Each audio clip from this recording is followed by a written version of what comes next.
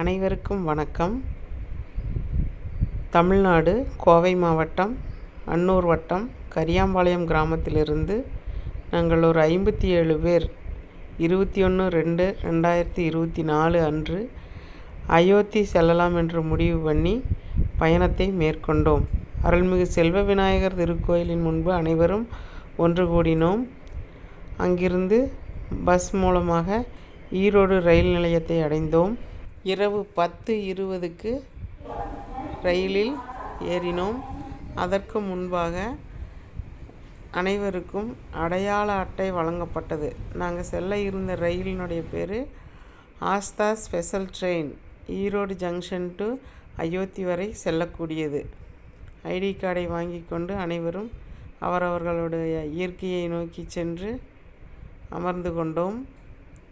இரவு முழுவதும் பயணத்தை மேற்கொண்டோம். அடுத்த நாள் முதல் ரயிலிலேயே அனைவருக்கும் குடிநீர் காலை, மதியம், இரவு ஆகிய 3 வேளைகளிலும் உணவு வழங்கப்பட்டது. மிகவும் அருமையாக இருந்தது. ரயிலில் பயணித்த பெரும்பாலான பக்தர்கள் தங்களுடைய அன்றாட வழக்கமாக இருக்கக்கூடிய பூஜை புனஸ்காரங்களை ரயில் பெட்டியிலேயே செய்தது பார்ப்பதற்கு மிகவும் மகிழ்ச்சிகரமாக இருந்தது.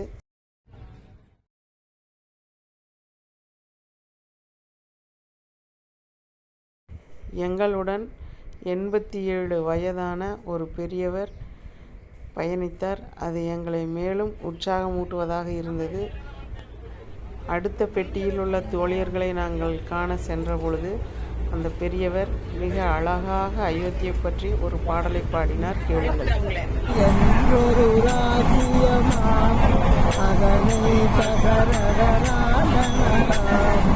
அவருக்கு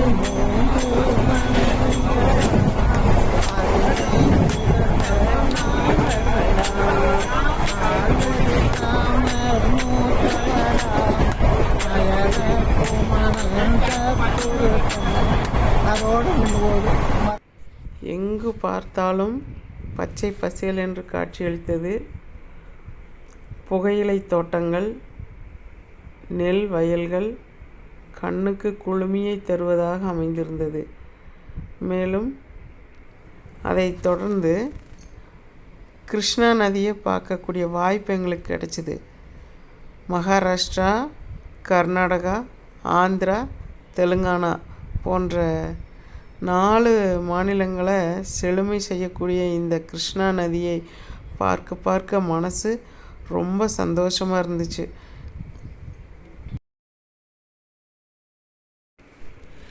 எவ்வளவு அகலமான நதி! அப்பப்பா,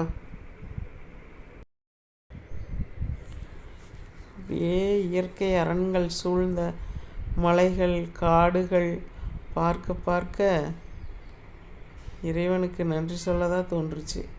பச்சை பசுமையான புல்வெளிகள் பார்ப்பதற்கே கண்ணுக்கு இனிமை. பகலும் இரவும் சந்திக்கும் மாலை பொழுதினை அடைந்து விட்டோம். சூரியனுடைய அஸ்தமனம் எவ்வளவு அழகாக கீழ்வானம் சிவந்து அந்த கதிரவனின் பொன்னொளி நீரில் பிரதிபலிக்கும் போது மனதை கொள்ளை கொண்டது என்றால் மிகையாகாது. அடுத்த நாள் காலை சூரிய உதயம் ஆரஞ்சு வண்ணத்தில் மனதை மயக்கக்கூடிய வகையில் காரிருள் மறைந்து பொழுது புலர்ந்தது. மத்திய பிரதேசம், ஜபல்பூர் மாவட்டம், காச்புரா ஜங்ஷனில் இப்போ இந்த காட்சியை கண்டுட்ருக்குறோம்.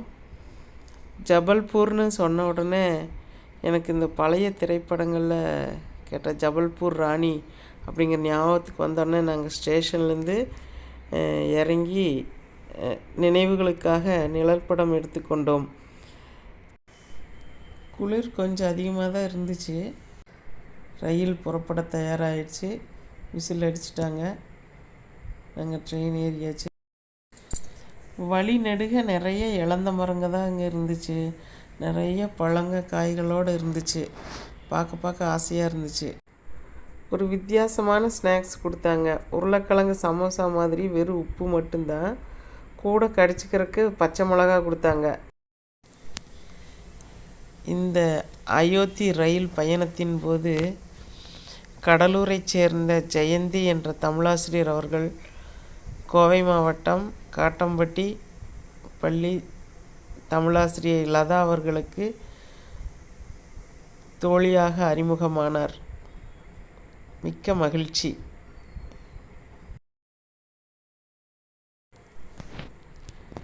வழி நெடுக கடுகு வயல்கள், அந்த மஞ்சள் கலரில் தெரியறதெல்லாம் கடுகு வயல்கள், பார்க்குறக்கே மங்களகரமாக இருந்தது. இந்த பச்சை கலரில் தெரியறது கோதுமை வயல்கள். கண்ணு கெட்டின தூரம் வரைக்கும் மஞ்சளும் பசுமையும் கலந்த பகுதியாகவே தான் பூரா தெரிஞ்சுதுங்க. பார்க்க ரொம்ப ஆசையாக இருந்துச்சு.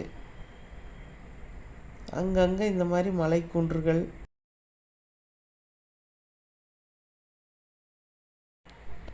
எங்களுடன் பயணித்த ஒரு பெரியவர் கணக்கம்பட்டி சித்தர் ரூபத்தில். வாரணாசிக்கு அருகில் வந்துவிட்டோம். இது கங்கை ஆற்று. இரவில் கங்கை ஆற்றின் தோற்றம் வண்ண விளக்குகளால் ஜொலிக்கின்ற காட்சி.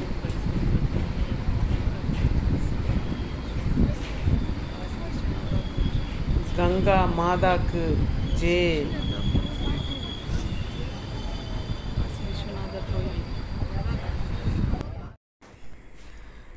அயோத்தி ரயில் நிலையம் வந்தாயிற்று. நீ அனைவரும் ரயிலிலிருந்து இறங்குவதற்கு ஆயத்தமானோம். அவரவர்களுடைய லக்கேஜுகளை எடுத்துகிட்டு கீழே இறங்கினோம். அங்கே வந்த உடனே எலக்ட்ரிக் பஸ் வந்து எங்களுக்காக வெயிட் பண்ணிகிட்டு இருந்துச்சு. கூப்பிட்டு போய் ஒரு 8-9 கிலோமீட்டர் தூரம் தள்ளி இந்த மாதிரி ஷெட்டுக்கு அமைச்சிருந்தாங்க. ஒவ்வொரு ஸ்டேட்டுக்கும் ஒவ்வொரு ஷெட்டு அமைச்சிருந்தாங்க. அங்கே கொண்டு போய் எங்களை விட்டுட்டாங்க. இரவு 2 மணிக்கு நாங்கள் போய் சேர்ந்தோம். போய் குளிச்சுட்டு ஃப்ரெஷ் ஆகி காலையில் சூரிய உதயமான உடனே 7:30 மணிக்கு பஸ் வரும்னு சொன்னாங்க. ராமர் கோயில்கிட்ட கொண்டு போய் விடுறதுக்காக நாங்கள் எந்திரிச்சிட்டோம். பாருங்கள், 24ஆம் தேதி சூரியனுடைய உதயம் எப்படி அழகாக இருக்குதுன்னு. கிளம்பி ஒரு 1 கிலோமீட்டருக்கு பக்கமாக நடந்து போனோம்னா தான் பஸ் ஏற முடியும். அதனால் எல்லோரும் அவங்கவுங்களுடைய திங்ஸ் எடுத்துகிட்டு ஷெட்லேருந்து கிளம்பியாச்சு. இந்த ஷெட்டில் இருக்கும்போது குளிர் கொஞ்சம் ஜாஸ்தியாக தான் இருந்துச்சு. காலையில் ஆவி பறக்க டீ கொடுத்தாங்க. அந்த முன்னாடியே மேடை அமைச்சிருந்தாங்க உணவகத்துக்கு பக்கத்தில். அப்படியே ஆடல் பாடல் எல்லா நிகழ்ச்சிகளும் நடந்தது. இங்கிருந்து போன நம்ம மக்களும் நம்ம ஊர் பாரம்பரிய கும்மியான வள்ளி கும்மியை அங்கே ஆடினாங்க. ரொம்ப அருமையாக இருந்துச்சு. கொஞ்ச நேரம் அங்கே அப்படி சந்தோஷத்தை அனுபவிச்சுட்டு டிஃபன் கொடுத்தாங்க. சாப்பிட்டுட்டு கிளம்பியாச்சு.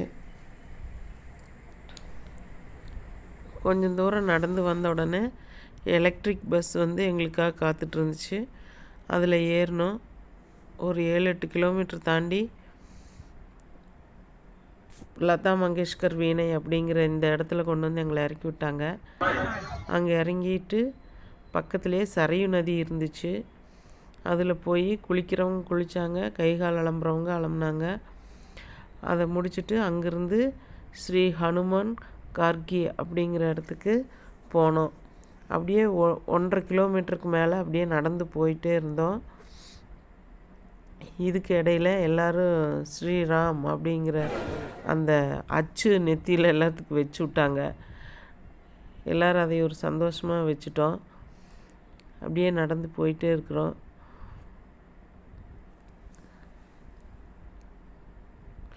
சரியான கூட்டங்க. அன்னைக்கு மாசி மகா பௌர்ணமி அப்படிங்கிறதுனால பயங்கரமான கூட்டம். கடை தெருவில் அடுக்கி வைக்கப்பட்டிருந்த பலகாரங்கள் கண்ணுக்கு இனிமை.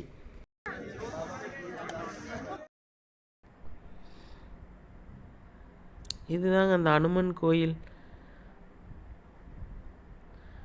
உள்ள இந்த மாதிரி கும்பிட்டுட்டு வெளியில் வந்துட்டோம். அங்கேருந்து மறுபடியும் ஒரு 1.3 கிலோமீட்டர் தூரத்தில் ராமர் கோயில் இருக்குது. அங்கேருந்து நடந்தே தான் அங்கே வந்தோம். அங்கேயும் அளவு கடந்த கூட்டம். ஆனால் மிக அருமையான தரிசனம். காண கண்கோடி வேண்டும். இறைவா, என்ன புண்ணியம் செய்தேனோ இப்பிறப்பில் நின்னை காண என்று எண்ண தோன்றியது. இன்னும் வேலைகள் பயங்கரமாக நடந்துட்டு தான் இருக்குது. கோயிலுக்கு பக்கத்தில் வந்த உடனே அங்கே மொபைல் எல்லாம் வாங்கி வச்சுட்டாங்க. அதுக்கப்புறம் கொஞ்சம் தூரம் நடந்து போனோம். மிக அருமையாக ராமர் தரிசனம் செய்துட்டு வெயிட்டிங் ஹாலில் வந்து வெயிட் பண்ணிவிட்டு மதியம் உணவு அருந்திவிட்டு மறுபடியும் பயணத்தை தொடங்கினோம். அங்கிருந்து கிளம்பி தசரத மஹால் அப்படிங்கிற இடத்துக்கு போனோம். இதுதாங்க அந்த தசரத மஹால். உள்ளே போனால் அங்கேயும் கடவுள் வச்சுருந்தாங்க. ஆஞ்சநேயர், இங்கே வரிசையாக இந்த மாதிரி சாமிகள் வச்சுருந்தாங்க. கும்பிட்டுட்டு அந்த இடத்தினுடைய நினைவாக புகைப்படம் ஒன்று எடுத்துக்கொண்டோம்.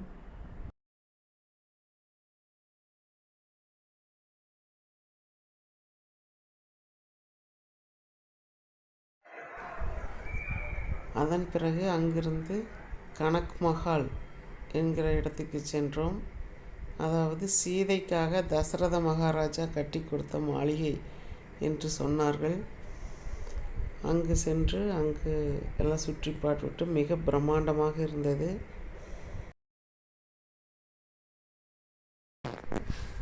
அங்கிருந்து கடை தெருவுக்கு வந்தோம். அந்த தெருவே வண்ண விளக்குகளால் அலங்கரிக்கப்பட்டிருந்தது.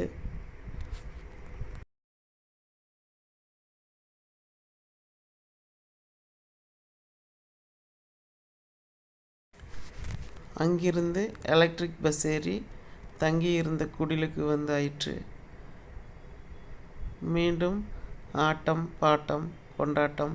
இரவு உணவிற்கு பிறகு தூங்கச் சென்று விட்டோம். அனைவருக்கும் ஒரே களைப்பு.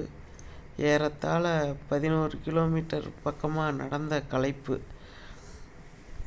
உணவு உண்டவுடன் அனைவரும் தூங்கச் சென்று விட்டோம். 25ஆம் தேதி காலை 7:45 மணிக்கு புறப்பட தயாராக இருக்குமாறு முதல் நாளே அறிவுறுத்தப்பட்டது. அனைவரும் எழுந்து ரெடியாகி குடியில் வெக்கேட் பண்ணிவிட்டு எல்லோரும் வந்தாச்சு.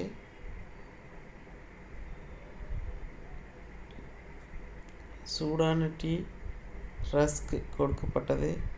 சாப்பிட்டுட்டு டிஃபன் சாப்பிட்டு எல்லோரும் கிளம்பியாச்சுங்க. கிளம்பும்போது குடிலுக்கு பக்கத்துலேயே இந்த பிரசாதத்தை கொடுத்தாங்க. ராமர் படம், அயோத்தி மண், சரயு நதி தீர்த்தம், பிரசாதம், அயோத்தி பற்றிய அந்த புக்லெட் இதெல்லாம் இருந்துச்சு. வாங்கிட்டு மீண்டும் வந்து பஸ் ஏறி அயோத்தி ரயில்வே ஸ்டேஷனுக்கு வந்தாச்சுங்க.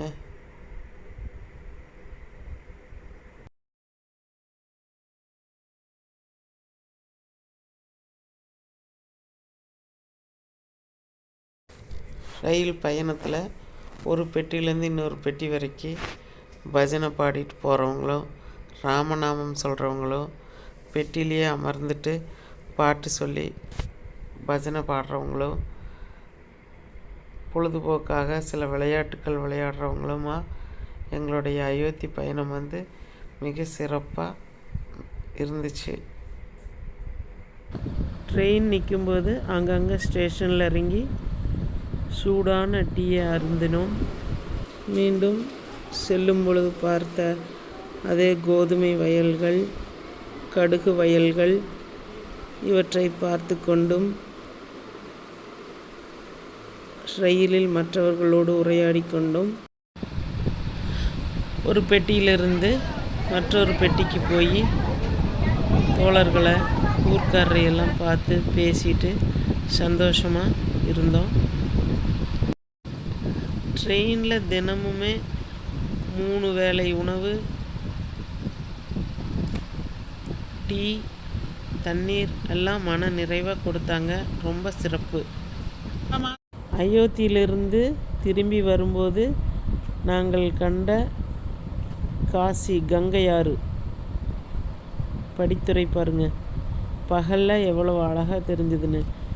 நேற்று இரவின் வெளிச்சத்தில் பார்த்தோம், இன்றைக்கி சூரிய வெளிச்சத்தில் பகலில் பார்க்குறோம். எவ்வளோ புனிதமான நதி, புண்ணிய நதி. ஐயாவை போய் மீண்டும் சந்தித்தோம். அவர் மிக ஒரு அழகான பாடல் ஒன்று சொன்னார். அதாவது ஆழம் விதை ரொம்ப சின்னதாக இருந்தாலும் அது விருட்சமாக வளரும்போது எவ்வளவு யானைப்படைகள் வந்தாலும் கூட தங்கறதுக்கு நிழலை தருது. ஆனால் பனைமரம் வானளவு உயர்ந்து நின்றாலும் யாருக்கு நிழல் தர்றதில்ல அப்படிங்கிற பொருளில் ஒரு பாடலை சொல்லி மெய்சிலிருக்க வைத்தார். உண்மையாலுமே அனுபவ அறிவுங்கிறது ரொம்ப ஆச்சரியப்படக்கூடிய ஒன்று தானுங்க. ஆகம வேத கலாமய ரூபிணி, ஆகம வேத கலாமய ரூபிணி அகில. இப்படியாக எங்களது அயோத்தி பயணம் 6 நாட்கள் முடிவடைந்து 27/2/2024 அன்று மாலை 5 மணி அளவில் கரியாம்பாளையத்தை வந்தடைந்தோம்.